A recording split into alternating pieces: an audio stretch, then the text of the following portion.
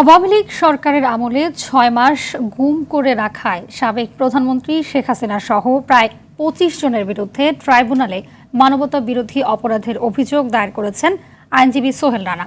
এছাড়া বাবা, ভাই, স্বামীর খোঁজে আরও ১১টি পরিবার গুমের ঘটনা তদন্তে আন্তর্জাতিক অপরাধ ট্রাইব্যুনালে অভিযোগ দাখিল করেছেন।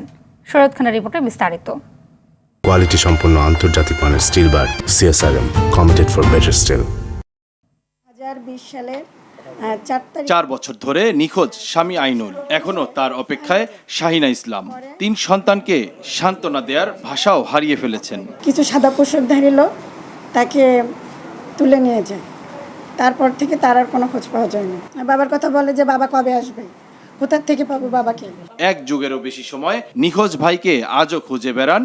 11 সালে বাসার পাশ থেকেই র্যাব তুলে নিয়ে যায় তাকে। র্যাবের আসামের কারণে আমরা মামলা করছি, মামলা কপি জমা দিয়েছি, বিভিন্ন জায়গায় জমা দিয়েছি, কোথাও মামলাও করছি, কোনো কাজ পাই না। র্যাবের আসামের কাছে আমার ভাইয়ের মোবাইল পাইছি।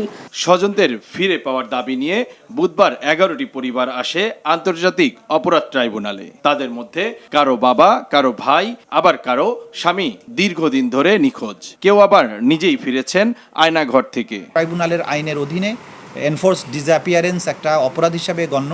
সেই হিসাবে আমরা এটা পর্যালোচনা করে দেখে যথাযথ আইনগত ব্যবস্থা গ্রহণ করব। সব জায়গাতেই প্রধানমন্ত্রীকে ওনারা অভিযুক্ত করেননি। সেখানে র্যাবের প্রধানকে করেছেন, স্বরাষ্ট্রমন্ত্রী করেছেন, পুলিশের প্রধানকে করেছেন, এরকম করেছেন।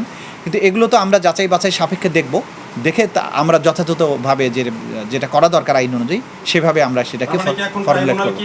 চিফ প্রসিকিউটর জানান, শুধু জুলাই আগস্টের ঘটনা নয়, পূর্বের গুম, জোরপূর্বক অপহরণের বিচার চেয়ে যে কেউ অভিযোগ দিতে পারবেন ট্রাইব্যুনালে। যে এই যে অপরাধগুলো সংগঠিত হয়েছে বলে অভিযোগ আসছে, এই ট্রাইব্যুনাল কর্তৃক বিচার্য এবং এই আইনের অধীনে বিচার্য। এগুলো সাধারণ আইনে বিচার্য নয়। শরীয়ত খান, RTV, ঢাকা।